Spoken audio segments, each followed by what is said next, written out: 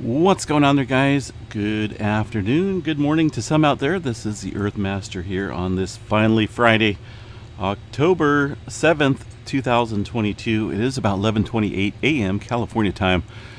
Latest quake shows looks like a 3.3 earthquake in the beautiful state of Oklahoma. Let's go ahead and check out this activity that just came in here. There's that 3.3 near Dover, Oklahoma. It looks like pretty, getting in on some of the earthquake activity today. It looks like. Let's see exactly where it's at. It's in that field out there where there's quite a bit of oil pumping operations and an ongoing swarm of earthquake activity located around the looks like the Sooner Trend oil field. A lot of oil field operations out there. All right, let's jump over here to the state of Oregon, where we had an earthquake come in, somewhat of a moderate sized magnitude for this area, a 4.4 earthquake coming in earlier this morning, much earlier this morning time frame, and looks like it's near the Lacombe area of Oregon at about 13 kilometers deep. There is a little sequence of aftershock activity within this region following that 4.4. Let's see what we got for anyone reporting this earthquake. Looks like a few folks throughout the Oregon area, Salem, Sweet Home, Corvallis area, Eugene, even all the way up to looks like the border area of Oregon and Washington, even along the coastline. So this earthquake was felt pretty broadly over the state of Oregon, at least the western half here. But it did make it through the eastern, through the Cascades here to the eastern portion, or at least center portion of Oregon, around Bend. A couple folks did report feeling that earthquake, which was a 4.4. Now, what sits around this area? Let's see what we got backing out. We do have Mount Jefferson up here to the east, northeast. Trying to see what else we might have around here. A lot of fault systems are up here. Not showing it up on the map though. Just seeing if there was any nearby volcanoes, but that's a little bit further to the east here into the Cascade range. But either way, pretty moderate shaker out there. 4.4 near Lacombe once again. As far as the rest of Oregon goes, getting a little scattered activity into the area. Now I kind of want to bring this up here real quick before I go on to the rest of the earthquake activity update. This area of Oregon is within this zone of tremor. This tremor activity has been pretty consistent here over the past month or so, confined to this area of Oregon. Now this is tremor happening down dip, downstream, about 45 kilometers deep. The 4.4 struck at about 13.2 kilometers deep. But this just kind of tells me that we're getting a little bit of warping of the plate stress here, so to speak, right up against the Cascades. And a lot of time when we see this tremor amount continue for a long time, kind of like it's doing right now, and confined to one area of the Cascadia, we start noticing some oddball crustal earthquakes. We haven't seen any large ones, but we can get them due to the stress that's being created with this tremor event. And of course, Cascadia subduction zone sits offshore about Northern California northward up to the Vancouver Island ranges. So Oregon getting in on a lot of tremor activity, which is ultimately kind of warping the land, so to speak, the plates here in this section, and some faults. Now the Salem, let's see where we got exactly where this earthquake struck. It kind of struck here in this little quiet zone right around here. You guys see that? Within this area, and that's where we've seen a couple other smaller quakes too. So I think what's happening here is, while we're seeing subduction up here on this area of the plate, the Cascadia, that is, the subduction zone, we're kind of warping this area in between, because these two are slowly being subducted underneath the North American plate there. This is tremor, not earthquake activity, not a sudden jolt or release of earthquake or a built-up strain, but a vibrational frequency being picked up by very sensitive equipment. And this is a slow, kind of like a slow earthquake. I mean, that's the best way to describe it, but a vibrational rub, so to speak, between these two plates. And there's a lot of them up here and a lot of south here of where we've seen that 4.4 struck today. So I think there's a little bit of warping, a little bit of strain within this section here of Oregon, because we've noticed a couple different earthquakes here within that quiet zone, and of course today that 4.4 kicking off this morning. Whenever we see a lot of tremor activity like this, we need to watch the Cascadia. It's not uncommon to see tremor amounts up around this level, but this is I pulled up the last month, the last 30 days or so, and that's a lot. 7,102 epicenters of tremor, and mostly centered here around Oregon. So this, gotta watch this, watch the Cascadia. Not saying it's going to happen, but whenever we see a lot of tremor activity like this, and some oddball quakes and some surface quakes, this is kind of a surface quake because it's well above the tremor zone, but it's associated with what's going on below the Cascadia subduction zone. Those two have a really strong relation, and in fact, the volcanoes throughout the Cascades do too. If we didn't have the subduction zone, we wouldn't have volcanoes up there. All right, let's see. So we had the 4.4, a couple other earthquakes outside of Eugene. Those are some very small ones, it looks like. And one of those down here, most recent, is an explosion. It looks like a 1.0 being registered there on the graph. Washington, not a whole lot going on. There's some activity around Mount St. Helens. That's all generally microquake activity. We'll check that out here in just a second. Northern California. Had one earthquake there yesterday near the Redway area. That one about 26 kilometers deep. What do we got for the rest of California? Very spotty, folks. Only a handful of earthquakes as we check out the southern portion of the state. This activity here was from, looks like overnight time frame. And not a whole lot of swarming kicking off there in the southern portion of the state.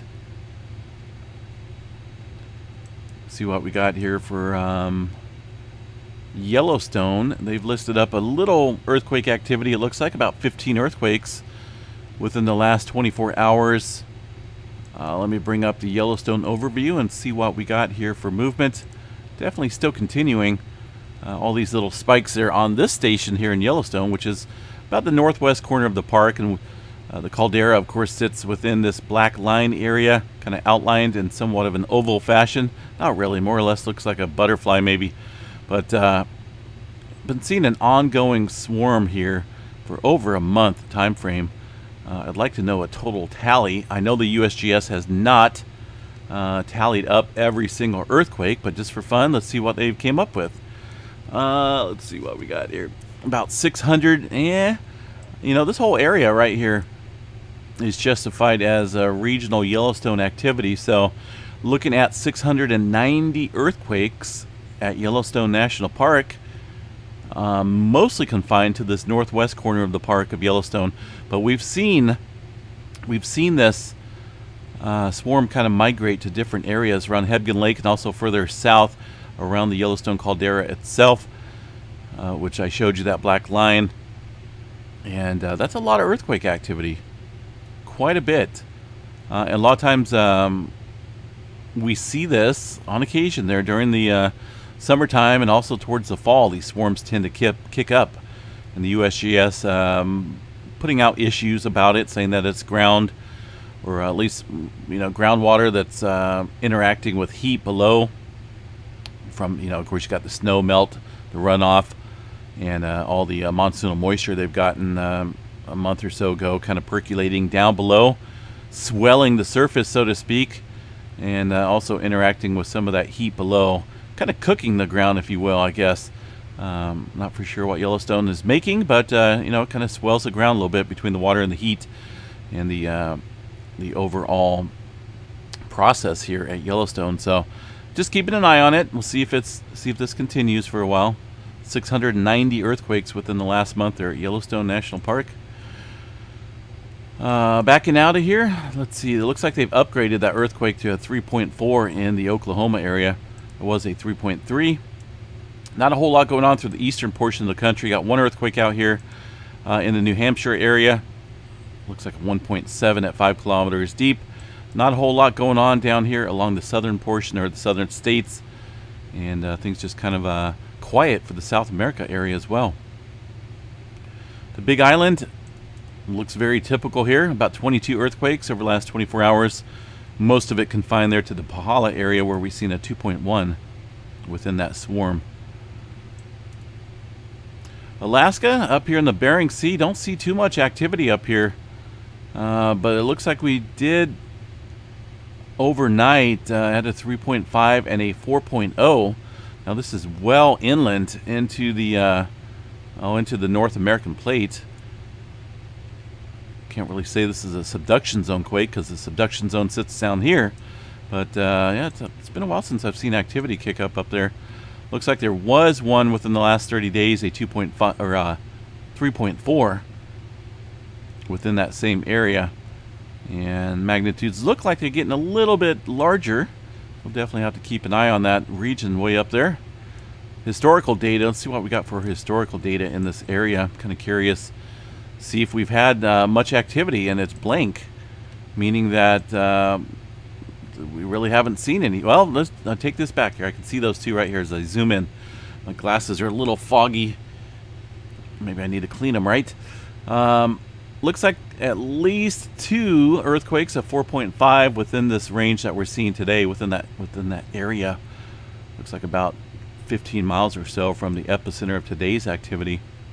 So activity happens there, but it's not all that common. That's kind of why it stood out to me there. Just don't see too much earthquake activity up in this area.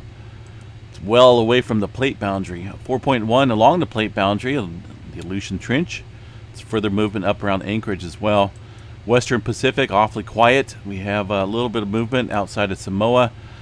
5.5. This one coming in overnight, it looks like. Not a big earthquake, but right there at the Tonga Trench. Very shallow earthquake at 10 kilometers. Also another one, 4.9 prior to that. A couple hours, about an hour and a half or so. So things kind of ramping up a little bit. It's been awfully quiet for a couple days, it seems. Let me see what we got for the last 7 days of activity. Only a handful of earthquakes within the Fiji area.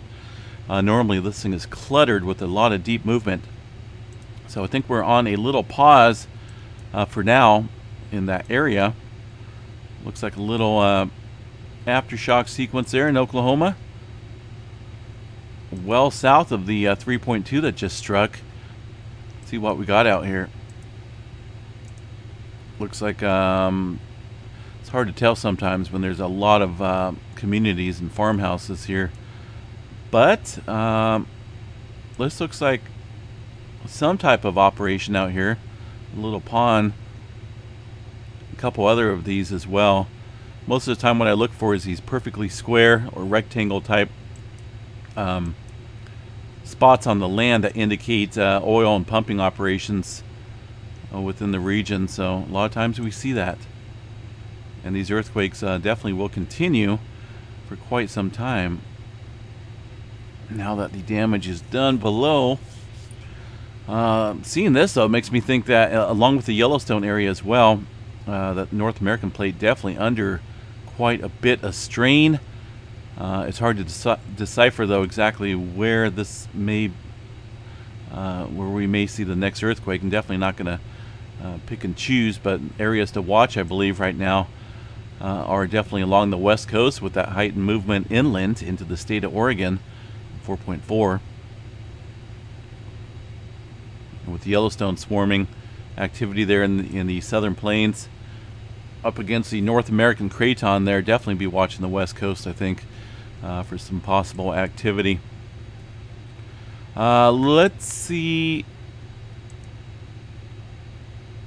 what Mount St. Helens is doing. I know we had a couple small microquakes listed on the map, and it's still listed up here on the PNSN network. Go ahead and check out the recorded overview here at the station up there at the summit crater area. And there's a 4.4 in Salem. Notice, and this is a pretty good example of a distant, moderate-sized earthquake.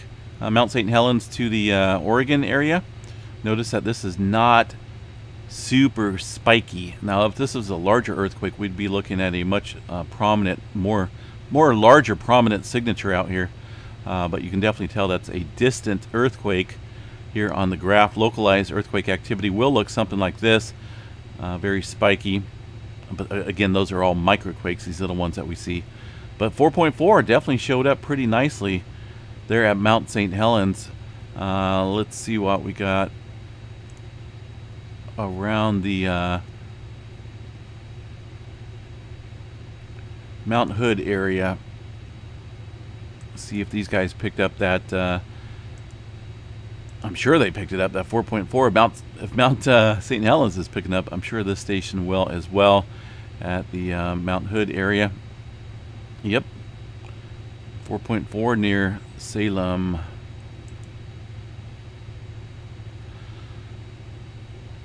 Yeah, these guys sustaining a depth of about 13 kilometers.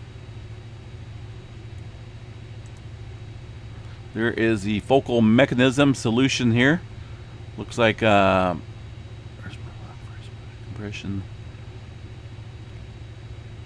Hard to tell exactly what type of fault system that struck on. Sometimes you can tell by looking at that, but I'd have to study it a little bit more. Waveforms, of course, here's a couple of the seismographs around the area that picked it up. Not a big earthquake, right? But it's an unusual earthquake for this area. And with all the ongoing tremor activity happening around this region, you know, it's something to watch. You know, it's possible we may see some telltale signs here inland into the, you know, Oregon area before the Cascadia goes. You just never know. And we don't know exactly what we're going to see prior to a major rupture along the Cascadia. But little things to remember just in case that happens. Taking down lots of notes on you know, the amount of tremor activity over the years and different specific positions where they're taking place can possibly give a good indicator maybe of, you know, forecasting the next Cascadia in the future. All right, solar weather activity. We did have an M flare kick up. Let's see, it says no noteworthy events detected, but earlier this morning time frame we did have a M flare kick up. And let's see, we're gonna work. There we go. A little odd, a little weak M flare. Looks like it was M1.1, and that came from a sunspot above 3112. It's going to be this sunspot right up here. Well, wait a minute, let's see where we're at. That's a newer model. Which one did this come from? Hold on a second here. Is that 3116 above that? I believe. Let's see. There's 3116. I believe it came from this one here. I was looking at the image earlier. I forgot to save a snapshot, but 3116 is above 3112. I believe it came from this one right here. Here's the most recent imagery of 3112 and 3116. Notice 3112 here, it's still pretty large, but it's got a companion with it. And I think somehow this is kind of damaging the potential for seeing an X flare with it being associated with a new sunspot up to the north there of it. There is a chance, though. I still think there's a chance. There's a lot of close polarities there of the magnetic field. I still think we have a good chance of seeing a strong M flare from 3112. Looks like the overall threat, though, has been lowered. 10% chance of an X flare, 40% chance of an M flare, 95% chance of a C flare. But we will continue to watch that and monitor these two sunspots here throughout the day. They are both lined up perfectly with the Earth, so anything that does pop off will be Earth directed. There's another shot of the sunspot. Not for sure what's going on here. They're kind of questioning maybe potential new sunspots, I guess. Never seen that little question mark activity there. Let's see. So no major expected solar unrest here as far as the auroras go over the next few days. I'll definitely keep an eye on it. When was this put out?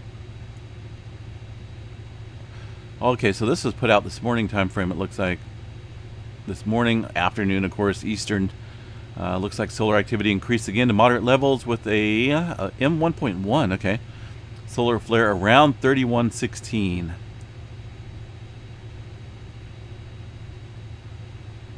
Notice that's the northern sunspot, given that arc, that spark, so to speak, coming from 3116 up here. But I wouldn't take your eye off 3112. It's still looking possible. But, man, it just kind of letting me down there, 3112. Wanted to see a pretty good X-flare, but not for sure, not for certain if that's going to happen now with that close by activity. All right, guys, have a good day. Stay safe. It's supposed to be 96 degrees today here in California. 96 degrees. Come on now. This is getting, it's getting old. No rain in sight. Really, no cooler weather in sight either here for us in California. So, I don't know. 90s in October? Mid-90s? Goodness. All right, guys, have a good day. Stay safe out there, and we'll chat you guys a little bit later on tonight with a complete update. Peace out.